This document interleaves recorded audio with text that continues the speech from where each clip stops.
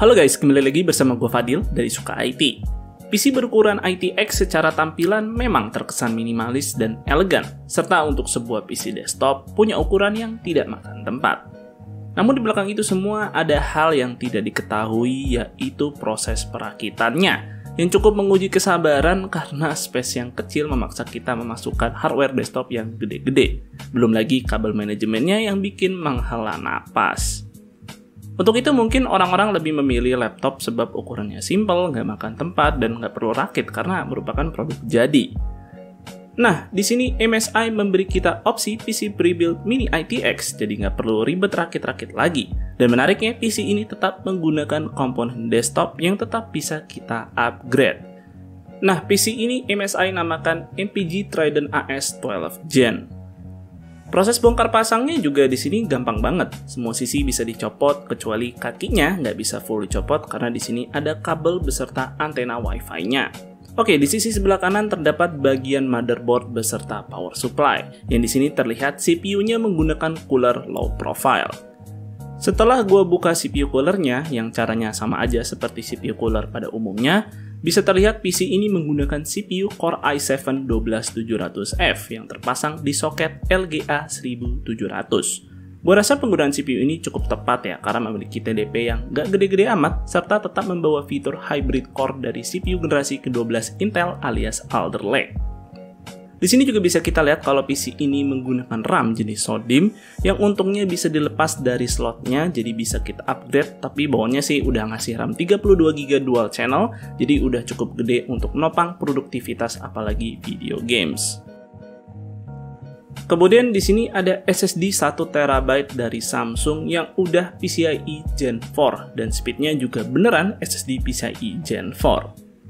Masih berbicara soal storage, di sini MSI menyediakan dua storage bay 2,5 inch bagi kalian yang pingin nambahin SSD SATA ke depannya.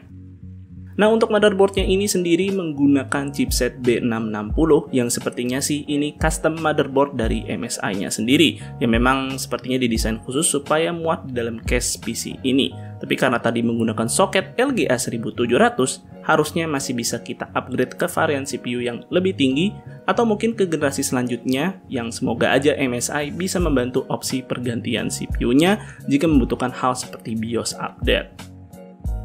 Terakhir di sisi sebelah kanan ini ada power supply 750W 80 plus gold full modular yang di sini menggunakan form factor SFX. Oke, kita beralih ke sisi sebelah kiri. Di sini kita bisa melihat GPU discrete RTX 3060 Ti dari MSI Ventus, yang sebenarnya GPU-nya juga dijual terpisah oleh MSI-nya sendiri. Dan kalau kita lihat-lihat sih, ruang GPU-nya ini masih ada space yang cukup banyak ya, sisa space yang cukup banyak yang mungkin aja masih muat nih untuk GPU triple fan. Cuman sayangnya sih gue nggak bisa menemukan informasi tepat mengenai dimensi dari ruang GPU-nya ini. Untuk di sisi sebelah kiri, udah itu aja komponen yang ada. Cuman ada satu hal lagi yang nggak kalah penting, yaitu adanya satu slot M.2 SSD di bagian belakang motherboard. Yang tentunya jika kalian ingin menambah storage, ini aksesnya jauh lebih mudah daripada harus mengganti storage utama, sebab harus lepas CPU coolernya terlebih dahulu. By the way, di bagian sisi sebelah kanan, kalian diberikan opsi untuk menggantinya dengan tempered glass, yang siapa tahu kalian ingin mengganti suasana dari tampilan PC-nya ini. Nah, untuk konektivitas PC-nya ini udah lumayan lengkap karena memiliki Wi-Fi 6E beserta Bluetooth 5.2. Lalu untuk port yang diberikan juga cukup lengkap baik di bagian depan maupun bagian belakangnya yang disediakan oleh motherboardnya langsung. Begitu juga dari port display-nya yang disediakan oleh GPU discrete-nya. Oke, sebelum membahas performa dari PC-nya ini, rasanya nggak lengkap kalau PC-nya tidak ditemani monitor dari MSI juga. Supaya sekalian aja langsung menjadi setup bertema MSI.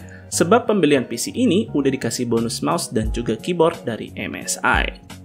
Nah, monitor yang ingin gue bahas di sini adalah MPG Artemis 273 CQR.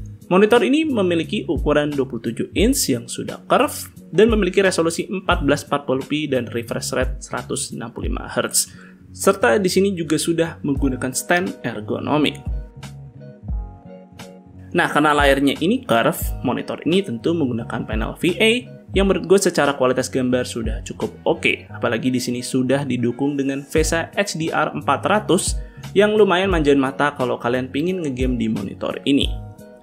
Refresh rate-nya di sini sudah 165 Hz yang mendukung FreeSync Premium atau G-Sync compatible, lengkap dengan fitur low frame rate compensation yang ketika gue tes di FPS 30 pun tetap bebas dari screen tearing.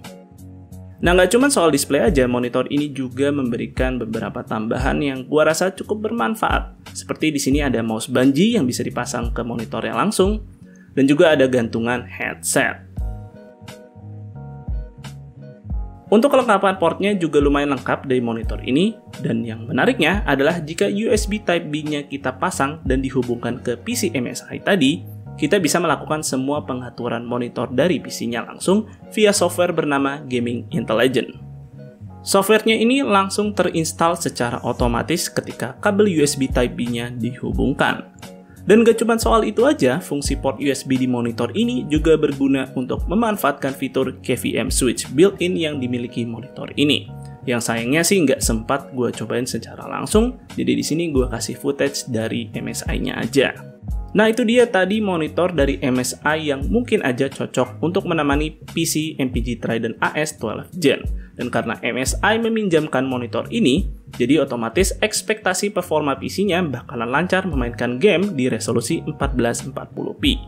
Dan berikut performa dari PC-nya tersebut. Pada Cinebench, CPU Core i7-12700F yang digunakan mampu menghasilkan performa yang lebih kencang dari pendahulunya. Padahal di sini hanya memiliki TDP 65 Watt aja dan juga dimasukkan ke dalam PC sekecil ini. Ya, semua itu karena berkat adanya 4 e-core yang ikut membantu kerja si core utama. Kemudian pada real world skenario dimulai dari video game yang bisa kalian lihat sebagai berikut.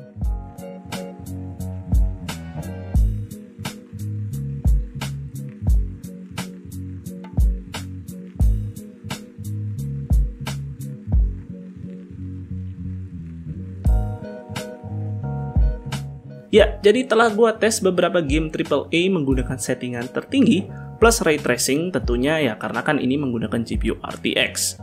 Terlihat semua games mendapatkan FPS yang cukup playable pada resolusi 1440p sekalipun. Untuk productivity, PC ini juga bisa menunjang pekerjaan kita, apalagi dengan GPU yang digunakan, kita bisa memanfaatkan API CUDA pada software yang sudah mendukung. Nah, untuk suhu yang dihasilkan oleh CPU-nya tercatat rata-ratanya ada di 56 derajat aja.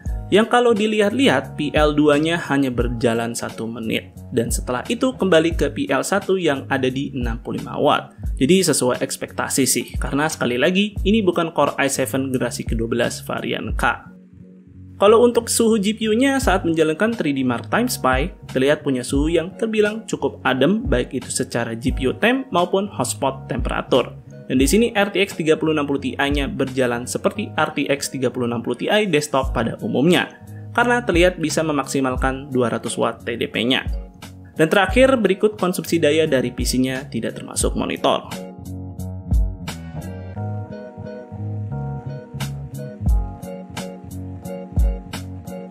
Nah, dari semua itu, ada satu hal lagi yang gak kalah penting untuk produk MSI, yaitu adalah software milik mereka yang dinamakan MSI Center. Software ini benar-benar cukup useful dan cukup simpel penggunaannya. Salah satu fungsinya yaitu buat ngatur RGB Mystic Light milik MSI yang bisa sinkron di semua perangkat yang mendukung.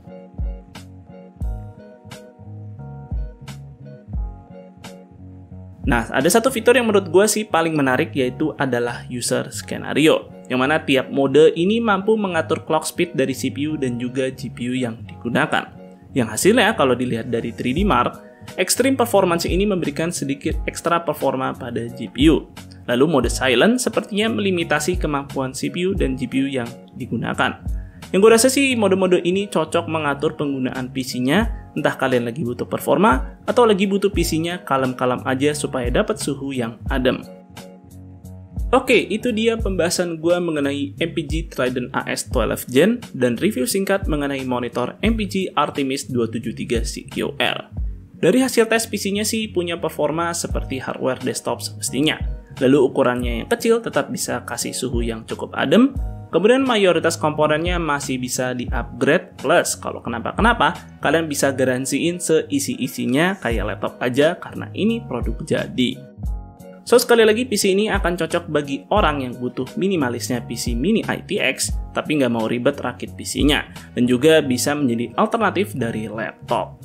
Dan jika kalian ingin memaksimalkan ekosistemnya MSI, mungkin bisa menggunakan monitor dari mereka, sebab integrasi softwarenya benar-benar cukup useful.